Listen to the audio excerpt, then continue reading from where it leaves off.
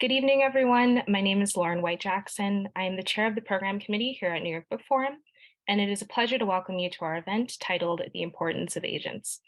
We are incredibly excited to introduce our moderator for tonight, SHELLY Romero, who is an Honduran American book editor based in New York City, previously the lead editor at Cake Creative and Electric Postcard Entertainment, as well as an associate editor at Scholastic. Without further ado, and with the warmest welcome possible, please take it away, SHELLY. Hello, everyone. As Lauren introduced me, I'm SHELLY Romero, and I'd like to welcome everyone to the Book Forum's The Importance of Agents panel. We have such a great trio of agents here who are going to discuss the critical role that agents play in the publishing ecosystem. And I'm going to start off by introducing them all, and then we can go into our discussion. So first off, we have Elizabeth Kopp. For over a decade, Elizabeth has dedicated herself to the care and management of authors' careers. Her business philosophy is simple: to foster relationships across the industry that are equitable, transparent, and long-lasting. She launched Kopp's Literary Services in January 2021 and is excited to build upon her list of award-winning and eclectic clients from her current home in Denver, Colorado. Next up, we have STACY TESTA. STACY is a literary agent at Writers House, where she began her career in publishing 12 years ago. She represents a wide range of adult fiction, including historical, upmarket, commercial, and literary fiction, and adult nonfiction, including memoir, narrative nonfiction, and books for a better life. She previously served as the media rights manager at Writers House, handling film and TV adaptation rights for the agency. And last but certainly not least is Britt Siess. Britt began her publishing career at the Attn agency, working in foreign rights before moving on to the Wales Literary Agency. She then went on to the sales division at the Quartos Group Becker & Mayer imprint, where she specialized in licensing and in selling both domestic and foreign rights. In 2018, she joined Martin Literary and Media Management as an associate literary manager, focusing on graphic novels and science fiction and fantasy, and was quickly promoted to literary manager, having secured book deals for her clients with each of the big 5 publishers within her first year. In 2020, she founded Britt Siess Creative Management, which represents some of the biggest names in graphic novels and comics. All right, so I'm going to start off with our simple question. Can you each talk about how you became a literary agent and what the role of an agent entails? And Elizabeth, if you want to kick us off. The short answer is Craigslist. I became an agent on Craigslist. That was when it was normal to have internships posted on that forum. And my first agency, Maria Carvina's agency, had the posting up. I was living in Florida. That's where I grew up. I moved to New York for the summers in college, and it just kind of shows like how young and naive and full of dreams, college students can be. And the first summer I moved with my best friend, and we said, oh, we'll just find a job and we'll be fine. Everything will be fine. And it was. I worked for a travel agency. And then the second summer, my boyfriend and I moved, who's now my husband, so that worked out. And I was just scrolling through, Craigslist, and I saw the posting for Maria Carvina's agency, and I went and I had the interview, and I thought I really botched it, but apparently it went okay, or they were really desperate. And so they hired me, and that was when I had my light bulb publishing moment, like, oh, wow, these are my people. I was an English lit major and communications and all the stereotypical stuff, right? But I didn't really know what I wanted to do. So I did the internship. I eventually moved into an assistant role, got bumped up to associate agent and then agent. And in 2021, I ended up founding Kopp's Literary Services. So I've been doing this since 2010. I had a similar sort of experience, just falling into it in a way. I had seen a posting for an internship with the Taryn Fagerness agency, and I applied and did not get it, actually. But I thought, this is really interesting and I want this. And so about a year later, I just emailed Taryn Fagerness and said, you might remember me. This is who I am. Are you looking for another intern? And that year she hired me. And, a decade later, here we are. Yeah, the industry really holds on tight. Really does. Yeah, for me, I had during college, I had thought I was going to go into the theater world, and so had sort of directed all of my efforts in that direction, and then decided to change course after graduation towards publishing. So had really, I mean, there's a theme of naivety here. I think like I really had no idea what I was getting myself into. I kind of just thought, oh, I love books, you know, let's see what happens and how people make them. And I think I'm lucky in that my family is in New York, so I was able to be living at home while I was applying to all of these internships. I think I applied to every internship in the publishing industry in Manhattan.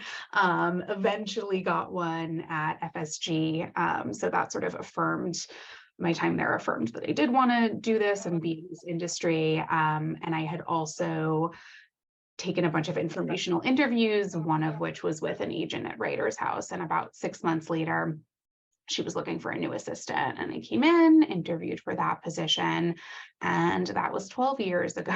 So I started working with her. And, you know, obviously agenting is sort of an apprenticeship model. So was working by her side, started to build my own list a couple years into that, kept growing it.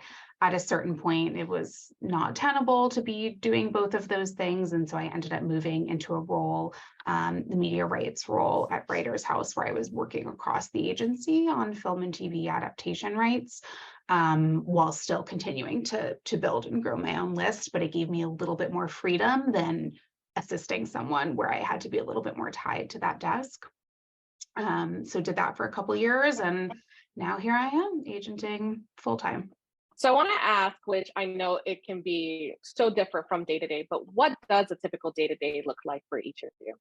It is different every day. And I think that that's part of the appeal for a lot of people. It is not a boring job. You're wearing many hats at any given day, at any given time. So, you know, I could be negotiating a contract for one author one day, and then I pivot to, you know, dealing with emails, and then I have to make sure I'm keeping on top of my query manager, which I'm not. I'm so sorry.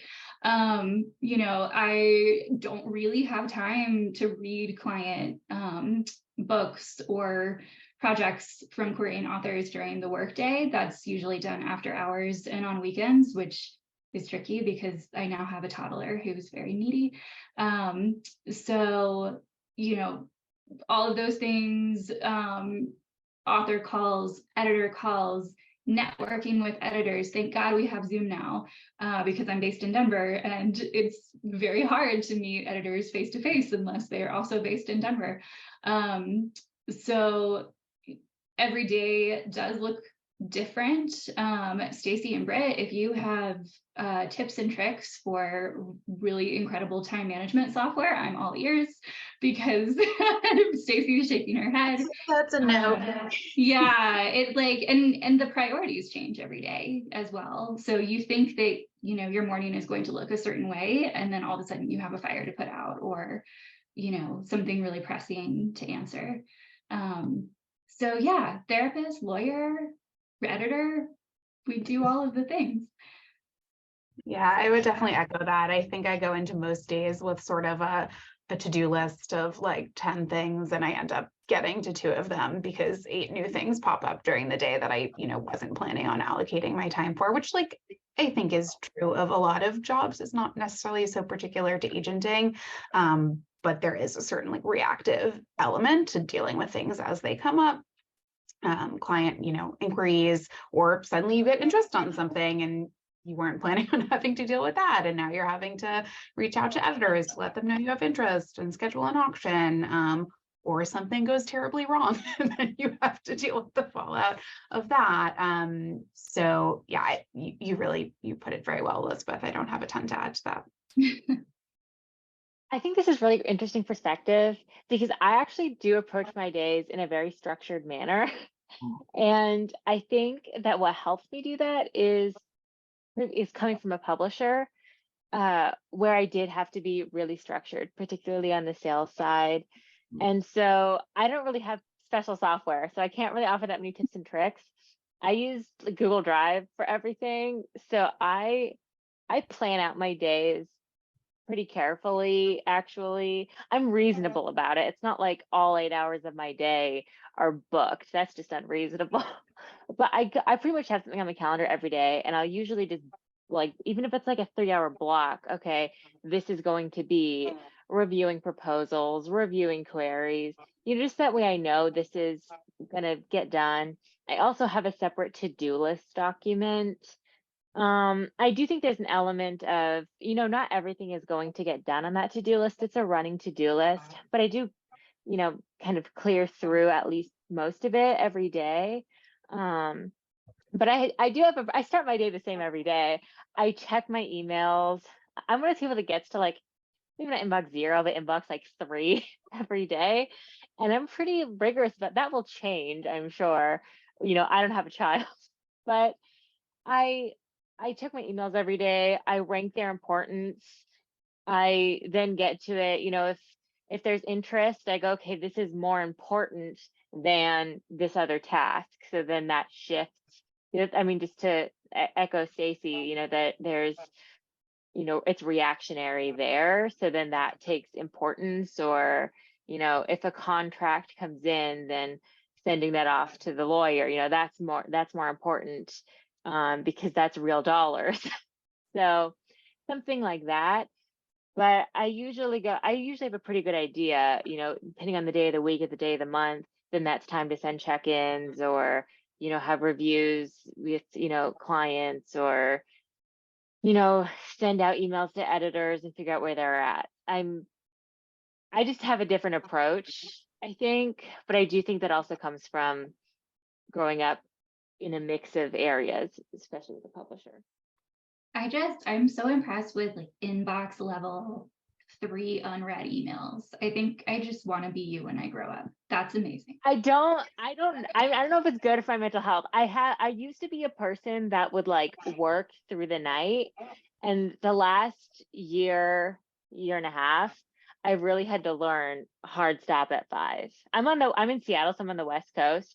So I think you're in Denver, but when I wake up, there's already been 3 hours of work happening on the East Coast. So that helps. Sure. Yeah, definitely. I'm waking up to the problems that the East Coast has had.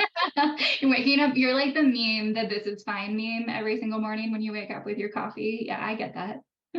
And I kind of like that. I wake up and I'm already able to just react to whatever's been happening. So thank you so much. Each of you kind of talked a little bit about how you came into being an agent. So, whether it was an informational that 6 months down the road paid off, or you fell into it through an ad, or, you were working at one place and then transitioned over. So for those who may want to start their publishing careers, and even make that transition over to agenting, what is some of that advice that you might give?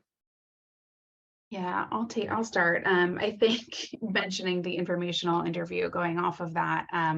So that particular informational interview that led to my working at Writer's House was my mom's college roommate used to go to the same synagogue as an agent at Writer's House. Okay, so like this was very tenuous. Okay, this was like I was sending the email going, I'm never going to hear back from her, but I did, and she responded. And so my advice, if you're trying to get into the industry, is to be a little bit shameless. Like it doesn't have to be, some very obvious nepotism connection that you can have. It can be a very, very distant nepotism connection that you have, or literally, your alumni network from your college, someone that you've never been in touch with before, but you see they went to the same school as you 20 years ago, and you just cold reach out to them. Probably 30% of people are never going to respond to you, but the rest will, and it might lead to something, it might not, but all that you're wasting is potentially a little bit of time and a little bit of embarrassment about feeling bashful about reaching out to people. So that would be my advice. The industry also looks wildly different now than it did, 10, 12, 15 years ago. And we have the advent of social media that has, exploded in such a big way for publishing, especially Twitter. So I see, I saw today, now, of course, I can't remember who it was, but I think it was an editor at Andrews McNeil who said, oh, and I know this isn't quite what you're talking about because this is somebody who's already in the industry and it's her assistant at Andrews McNeil, but she was saying, oh, I had a one-on-one with my assistant, and she was talking about how networking can be a difficult piece. So, hey, agents, if there's anyone who wants to have an informational interview or, like a one-on-one with my assistant, let me know. And the comments were completely flooded. So I think that that is a really good model of, just reaching out to agents on Twitter or sliding into DMs or whatever, or even just if there is an email contact. I would be so happy if someone who was interested in getting into the industry emailed me and said, oh, can we have like a coffee date over Zoom? Or if they're local. I met up with a young woman a few months ago and we had coffee down the street and it was really lovely. So I think that that is an avenue. And also, I don't know if we can link to this, but Literary Agents of Change is a wonderful organization and they do fellowships and mentorships. So the mentorship component is for people who are already in publishing, like coming from marginalized or BIPOC backgrounds, and then the mentorship is that piece. And then the fellowship is when Literary Agents of Change work with the Association of American Literary Agents and various host agencies. And they do, all of the initial interviewing, and they basically have candidates who they then pair a fellow with a host agency. So you're working with a literary agent, Literary Agents of Change, and the AALA to get your foot in the door. So that would be a really useful place to link to in the comments so people can look at how to apply. And I don't know, I feel like I'm missing other avenues. What do you think, Britt? I would just want, first of all, I want to say that I do think that if we're able to link, that would be wonderful because I was also part of that program and I found it incredibly helpful. But I do think, I don't know what year you joined, STACY, but I do know that I opened my agency a year before you, Elizabeth, but you joined the industry before me. So I'm kind of assuming that I'm the most recent, admin to the industry. So with that being said, I do think that getting into the industry, now, although I'm not joining the industry in the year of our Lord 2023, is it's like a bit of a hustle. And so I do think being shameless is something that I would also definitely recommend. And I do a lot of informationals, with people that like went to my school, my university, and they will just email me and I'm just like, who are you? But yeah, let's have a phone call. But I also think, if you're interested, I think it depends on where you're at. If you're just like, I know publishing is a thing, what does that mean? I definitely think, trying to learn a little bit about publishing depends on where you're at. Right now salaries suck. I'm gonna be honest. I had an informational with somebody who was like, yeah, I saw a salary was 40 grand. How am I supposed to live in New York? And I just had to be straight with her, So ask those questions, look up some jobs, ask yourself some questions. And so because that's part of getting into any industry.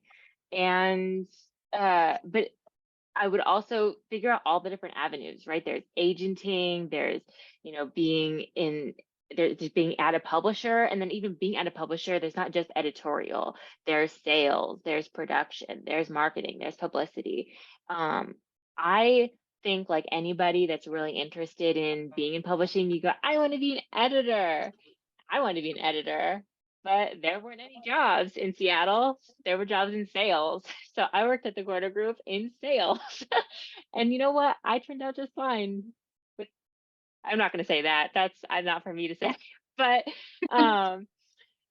I think just like having conversations about also the financial, like the right financial path is really important. And also just really going off of what Stacy said, milk every avenue you can. Just, hi, I saw you once from across the street. We're besties now.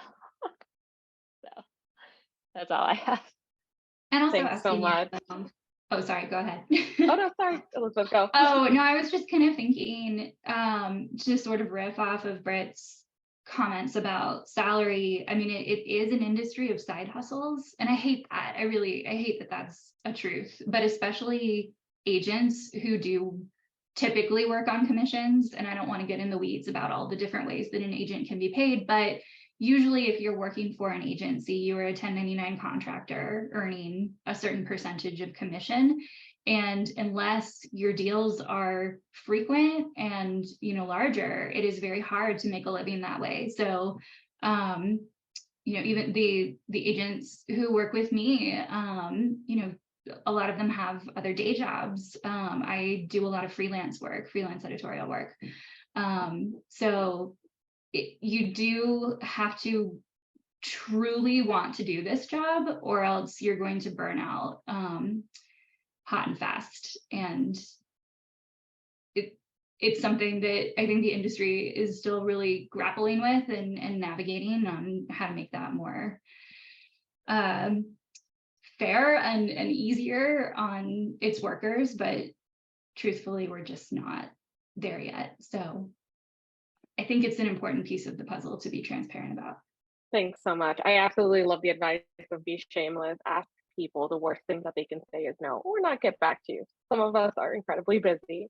So kind of jumping off of like the more like hard discussions of what it means to be an agent, I kind of want to ask, like, what are some of the misconceptions surrounding your job that people have? And what are some of the things that people wish you would wish people would know about that work? I feel like the biggest misconception, and this is sort of jumping off something you mentioned earlier, Elizabeth, is a lot of people assume, oh, so you just read it all day. I'm like, I wish. I mean, yeah, sure, that would be nice. But most of that does happen, outside of office hours. Reading and editing is mostly happening outside of the 9 to 5. So I think for me, and that's a lot of times people who are outside of the industry who have that misconception, but that's absolutely the biggest one that I hear. Yeah, for sure. And also, I think, an author can spend years and years of their life writing their book. And then when they finally pair with an agent, the thinking is, oh, I did it. I can relax. Now my book is going to sell. No big deal. But, I say this all the time. It's like, would that I had a crystal ball. I can never tell an author with 100% certainty that I will be able to sell their book. I'm going to turn over every stone I can. I'm going to work very, very hard for them. But I have had situations where the first book, for whatever reason, just did not sell. And so I think that kind of goes into the larger discussion of when you sign an author, do they have visions of doing this for a career? Do they have other books in them? Because sometimes you don't anticipate this, but you have to pivot to a different story to try to sell that one. And maybe the initial book will sell after, book B does what you wanted book A to do. But I think that, just going into it with open eyes and a lot of flexibility is very important, and not assuming that we are your literary fairy godmothers as much as we wish that was true.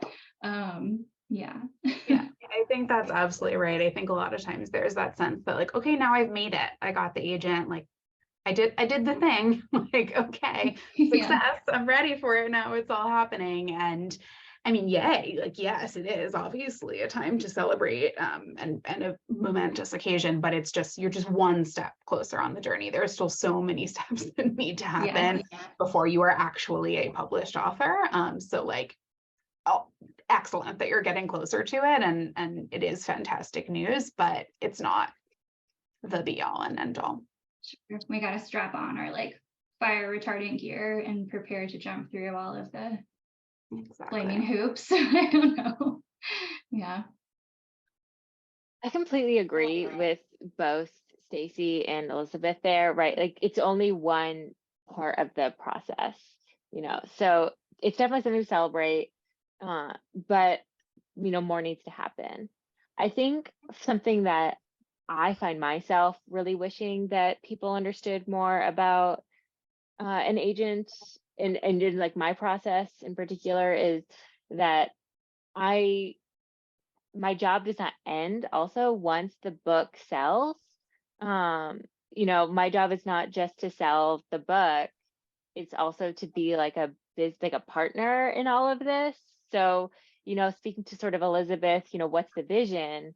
I do a lot of business management, and I think a lot of agents do. So what is the vision? Great, we got book A to sell.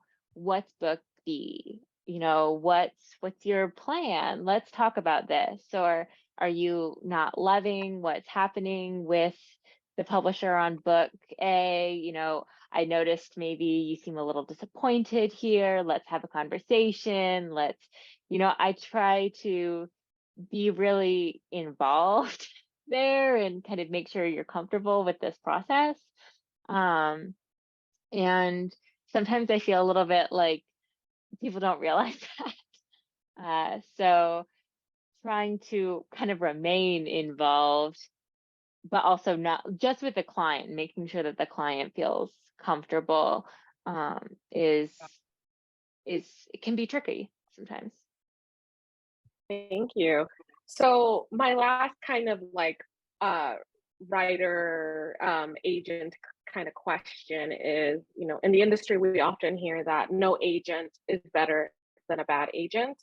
And I want to ask for those writers that may be watching, what are some of the red flags that they may encounter when querying an agent or when they're already agented?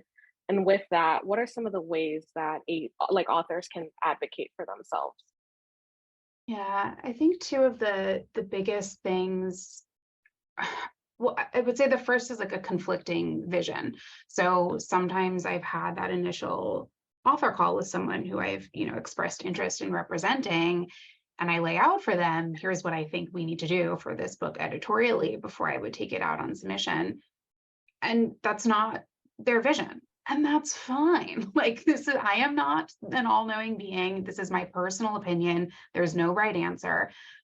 But if my vision is like fundamentally different, and I'm not talking about like, oh, okay, we like disagree a little bit about how to get there. If it's fundamentally different, that's going to be a big problem in the relationship. So I think it's really important to know that the person you're aligning yourself with sees your book in the same way, not just editorially, but also like what kind of book they see it as. If they read it and they say, oh, I really want you to lean more into the romance because I see this is category romance, and that's not what you were thinking when you wrote it, that's a problem. And then I think the other biggest red flag, I had it in the client once tell me that she had like previously been represented, and she said, I was scared to ask my agent questions. I felt like I couldn't, when I didn't understand something, I felt like I couldn't ask, or if I had 5 questions, I could ask one of them.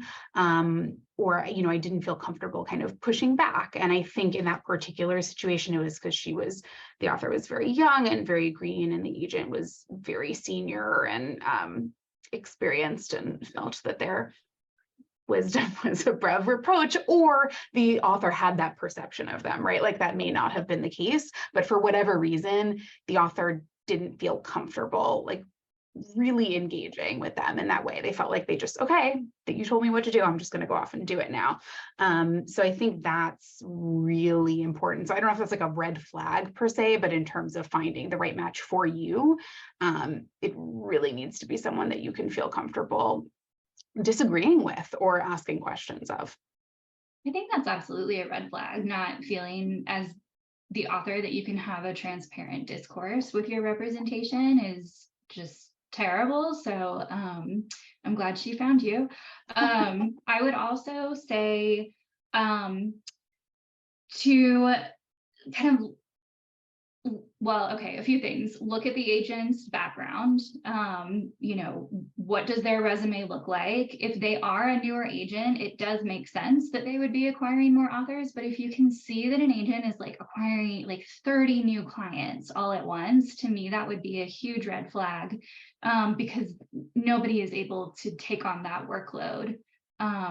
at the same time and be able to do right by all of their clients. Oh gosh, what else? Oh, make sure that there is a fair, and keep going back to the word, transparent agency agreement in place. Contracts are vitally important at every stage of the process. So you should always have an agency agreement that you feel comfortable with, and that, you know, when you look at that initial draft, if there's any clause that makes you feel uncomfortable, you can have a discussion with that agent and they can say, oh, yeah, of course, let me clarify this for you. This is why it's worded this way. Or, oh, I mean, we're in a business of negotiation. Like, you should be able to negotiate certain problematic clauses in your own agency agreement if you know, it comes to that. So yeah, I definitely, you know, agree with Stacy too about the vision, you know, for a book. And also, if an agent comes to you and says, hey, I'm going to sell this for you for 6 figures, trust me, then you should run away, because nobody can ever promise that. It kind of goes back to what we were talking about. Like, we wish we could promise that, but false promises would be a major cause for concern. I really agree that nobody can say, oh, I can definitely do this. I think it's fun. I think that like if you're talking to agents, an agent might say, oh, I could see this going to this house, or I know an editor that, you know, would really be interested in this. And I think that those are things you would probably talk to a prospective agent about. But I think that I'm definitely in the camp that no agent is better than a bad agent, because this is your business, you know, and you don't want somebody that you can't trust involved in your business affairs. And so you definitely want to be sure that you understand the agency agreement and how that affects you, particularly the termination clause. You know, what books are, if they sold any books for you, how does that affect you, right? Do you get, are they that agent forever on those books? You know, can you request to change the agent of record? Normally that can be really complicated. So you want to know how that can work. You know, can you terminate at any time? Do you have to wait a year? I've seen some really murky clauses. And you know, you should never have to pay an agent a fee. I have a lot of clients who have said, oh, I wasn't that impressed with my previous agent, I had to pay them. And you should never have to pay an agent. And I think you just also, you definitely want to be able to ask your agent questions.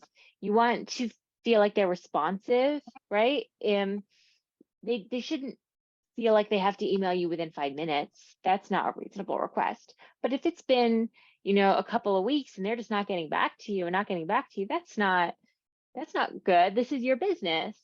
And if you ultimately just don't feel like they're acting in your best interests, or they're not listening to you and taking, you know, they might disagree with you. You might say, hey, I really think that this book that's been out on sub for a year can sell for 6 figures. Why haven't you done that? And they might explain to you, well, this is what I've done, and this is why this is not happening. And you know, they might explain that to you and you might disagree.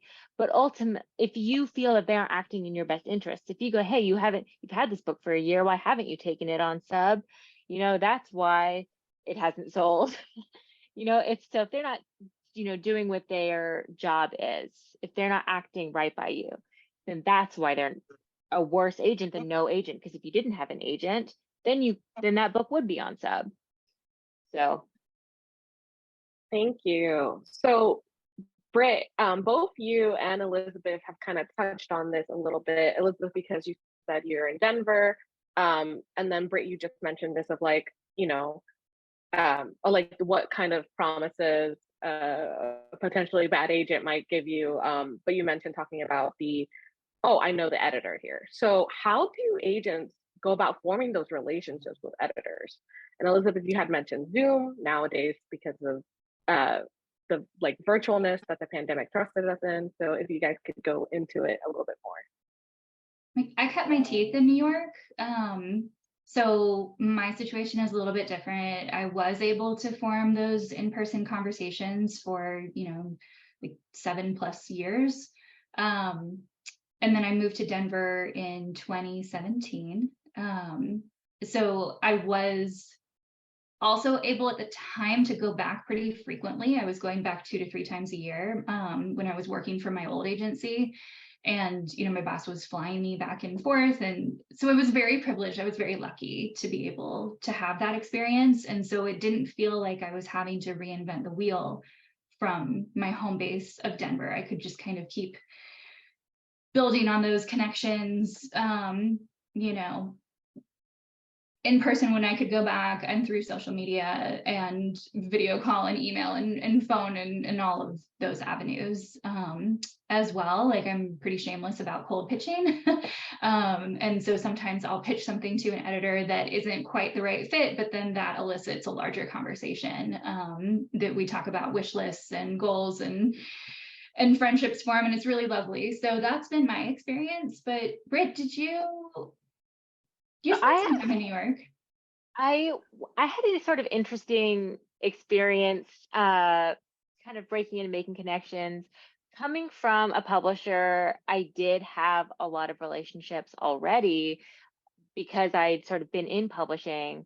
And then I moved to an agency that very interestingly required me to travel, to not provide support financially for me to travel. And this is important when you're breaking into an industry. You really want to be careful what your financial life's going to be like. But I was required to travel, and I did. I traveled to New York frequently in order to make those connections with editors. And when I started, I just emailed editors and said, "Hi, I'm going to be in New York. Let's take a meeting." And I did that. I would meet with 40 different editors in a week. And it was a lot, but I still know all those people all these years later. And part of it's the genre I represent with comics and graphic novels. I travel to a lot of different conventions, where a lot of different publishers table, meet with the editors and marketing publicity people that are there. And Zoom, like you said, has been a great thing. People that I know or that are interested in, talking with me, we can have a Zoom call, and that also helps. And I'm sure you guys have experienced this too, but sometimes, you have a deal and it runs, and then an editor goes, "Oh, this is something I would have been really interested in seeing." And then that will kind of spark a conversation. And then you kind of find out what they're interested in, and then you can sub to them later.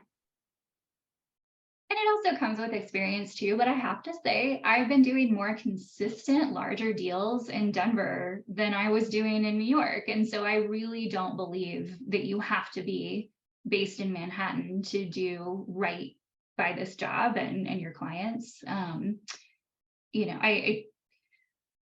perhaps in the past, it was more of a big deal, but I don't know, maybe this can be a pandemic silver lining, which feels strange to say, but a lot of people did make a mass exodus, from New York, and are now based all over the country, and the industry is operating just fine. So I don't think that's a knock against us, or any person trying to break into the industry who is not based in New York.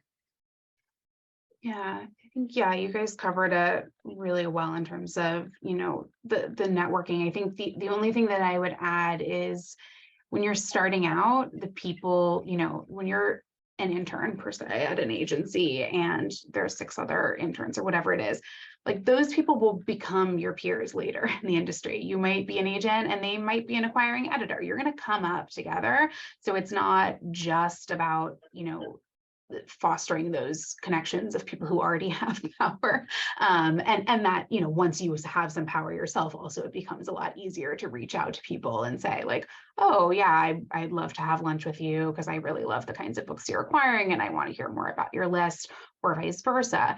But before you have that experience and that track record, like your peer level people, you're gonna rise through the industry together. And those relationships, like, they're really valuable because there's like longstanding trust there by the time you get to that point in your career. And it's funny, I mean, you never know when it's gonna actually become fruitful. I mean, I have people who I've known for years and years, and we've never actually done a book deal together, but like one day we will. I know we will. And then there are other people that I've done deals with that I've never met them in person, and I did cold outreach to them for the submission because I could just tell from what they were acquiring that it was going to be a good fit for them. So it's not like a requirement for, you know, doing the business. You don't have to have had lunch with someone to be able to sell them a book. That's absolutely not the case. But it just gives you more information. You know, you have lunch with someone and you learn, oh, they're from Denver. Okay. And then you have your next novel is set in Denver, and you think, oh, maybe they'll really appreciate that this, you know, that's like a very simplistic example, but you get the idea. There can be like little tidbits that you pick up along the way that then, you know, 2 years later, you might have something that is relevant to that. And you remember, and you wouldn't have known that if you hadn't have had that conversation with them.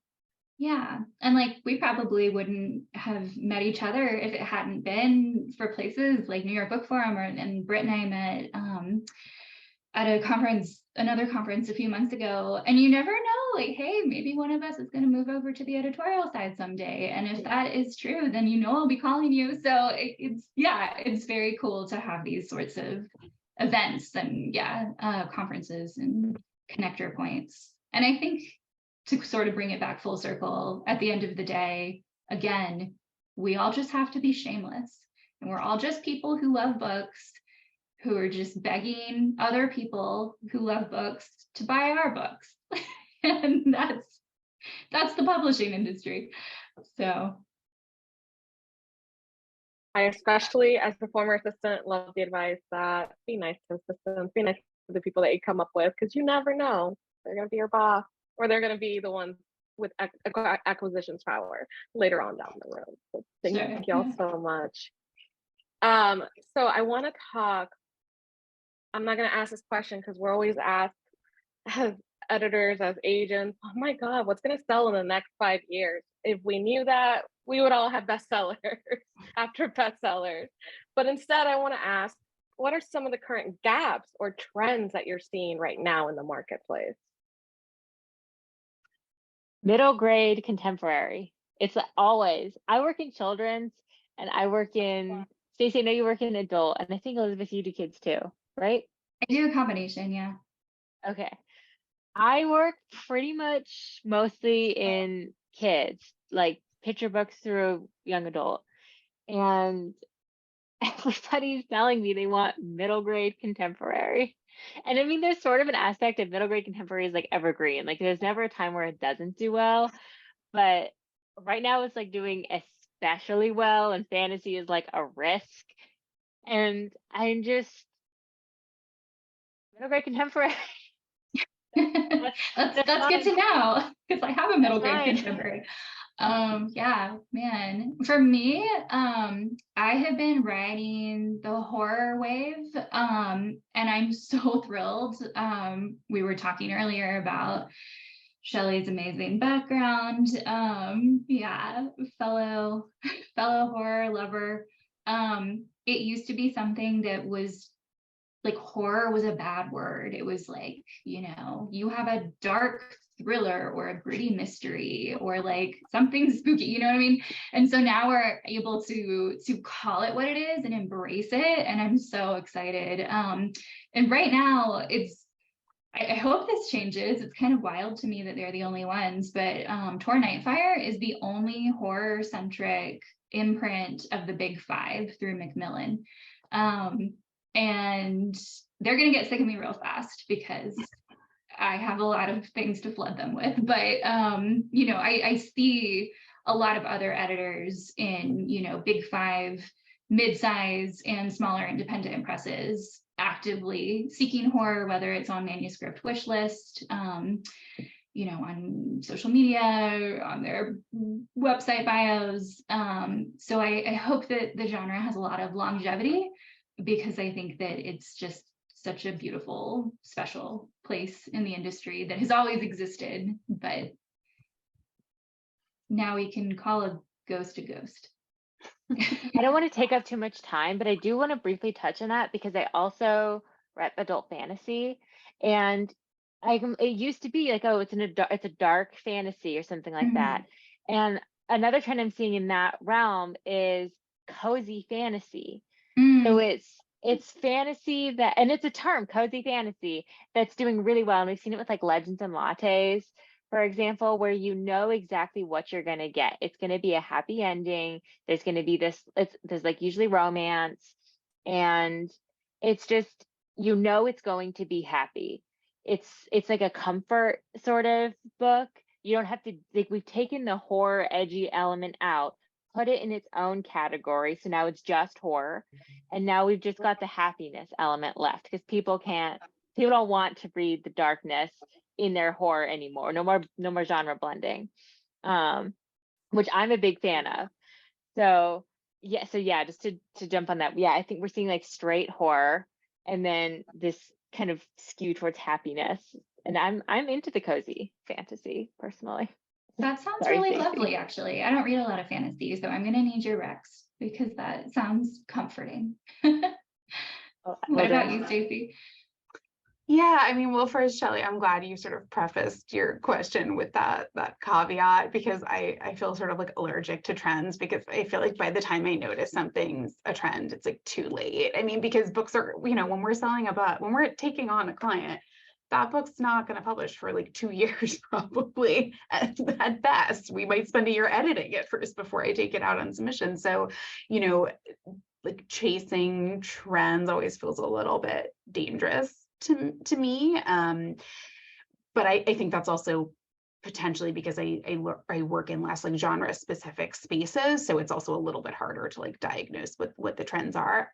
I think for me on the adult fiction side, sort of literary and historical commercial upmarket, the biggest thing, so the only thing I think that feels like a guarantee for success these days in that space is getting selected for one of the big book clubs.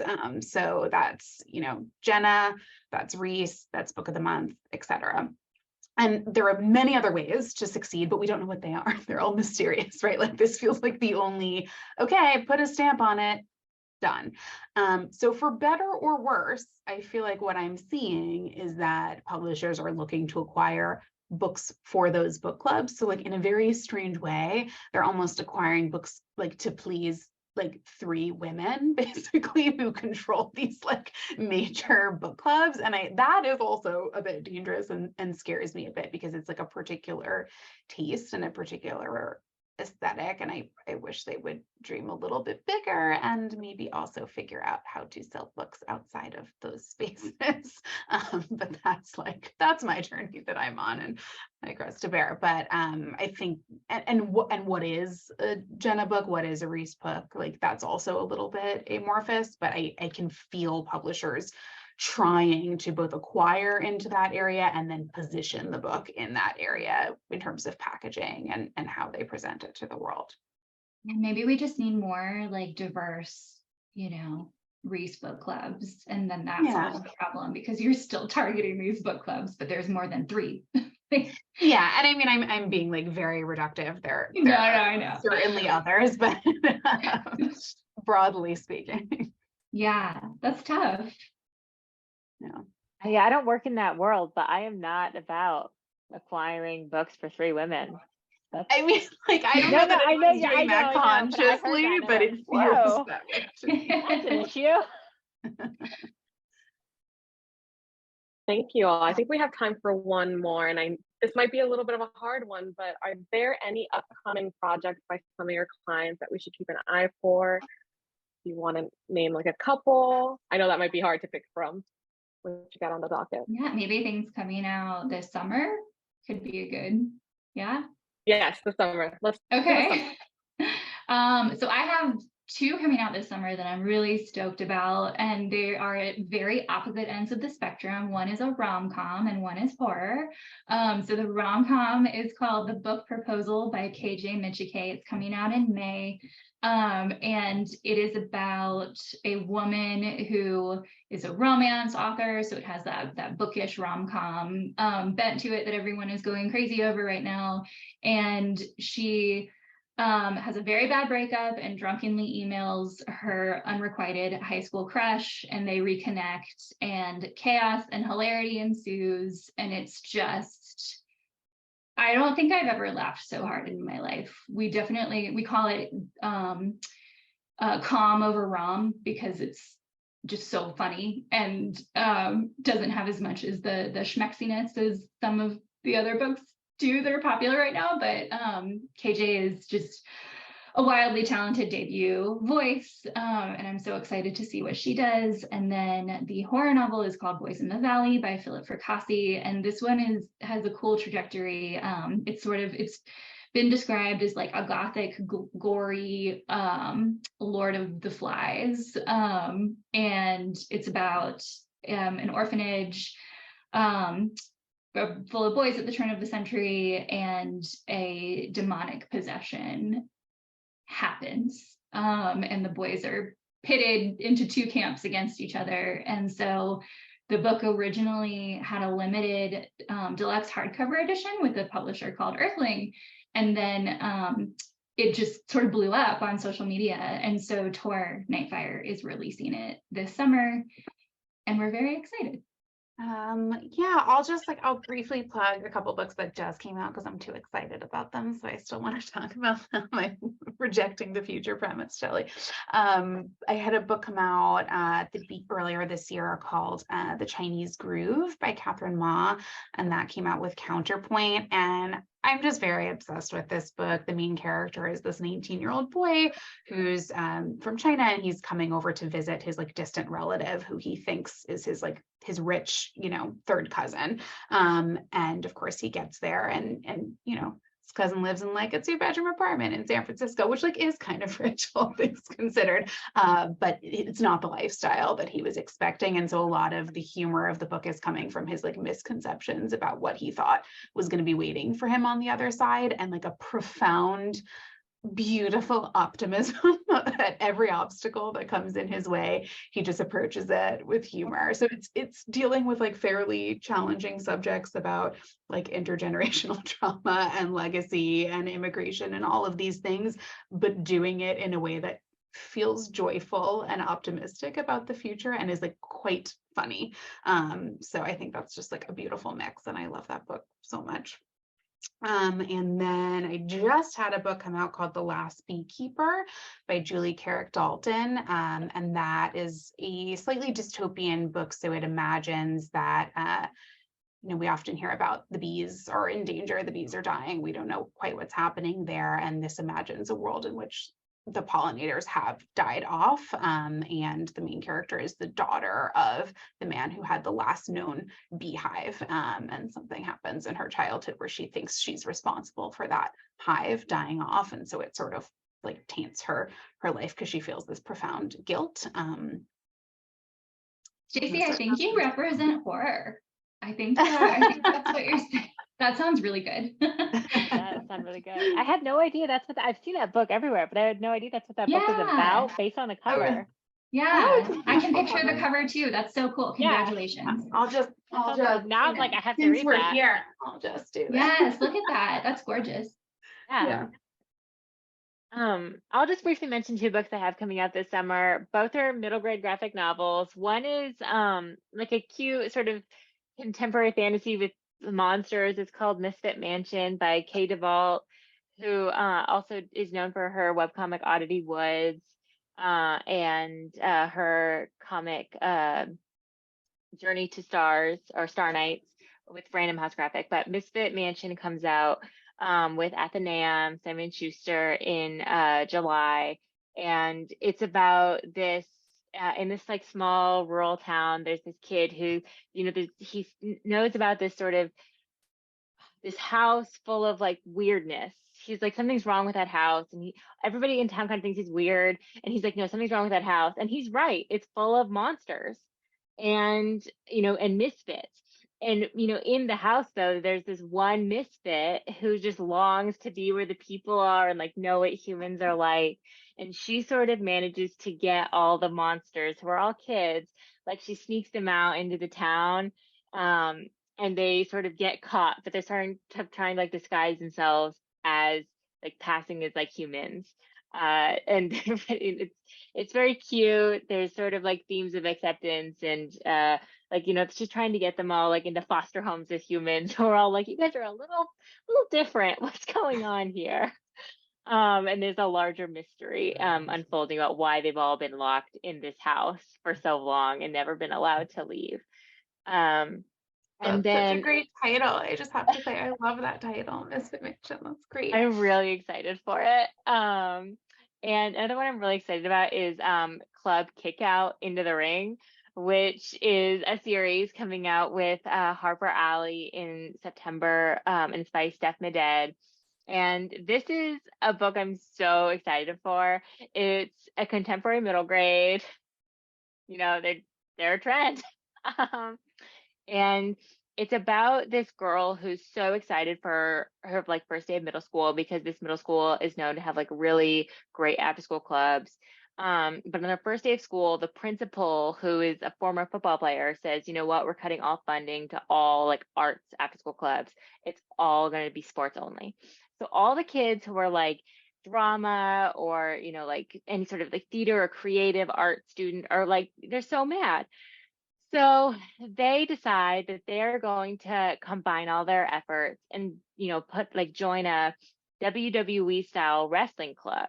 So the arts kids can like make the costumes and the theater kids can like script the shows and, you know, they're putting on the performance. And they sort of have this epic battle with the principal. You know, he's like, that's not a real sport. And they, you know, if it's a real sport, you have to put on, you know, like competitions. And so they like script the competitions and they get an advisor who is a former wrestler to teach them the moves. And it's just this epic showdown about, don't you cut our funding. We'll show you how far these like, you know, drama kids will go. So I'm really excited for that series. I love everything about those two descriptions. It's amazing. It's a fun time. For sure. I'm currently reading The House in the Cerulean Sea by T.J. Klune, and it sort of reminds me just like, you know, the orphanage full of misfits and magical creatures, and oh my gosh, it's just such a fun read. I'm really enjoying it. But yeah, that sounds like the perfect monster middle grade book. Yeah. A good one. All right. Thank you all so much. And for the amazing book recs that are either out already or coming out already. So thank you all. I will jump in and say that that was absolutely amazing. Thank you, Shelly, so much for moderating this. It is always a pleasure for us to have new people on, to meet you face to face as close as we can get. The hearing about agenting, I feel like agents play, like the title is saying, a very important role when it comes to publishing. They are your cheerleaders. They are the people who are telling you the hard truth, and getting to hear from agents directly is a very incredible opportunity. So thank you, Britt. Thank you, Stacy. Thank you, Elizabeth. It's been fantastic. To our audience specifically, if you are interested in our organization in general, we do have a website, and that is newyorkbookforum.org. Please feel free to look at the events that we have coming up in the future. We have a full schedule for the year. All of our members of the board are listed there. So if you want to volunteer, you can do that as well. But overall, thank you to everyone here. Thank you to everyone in my committee specifically and my board, and have a wonderful evening.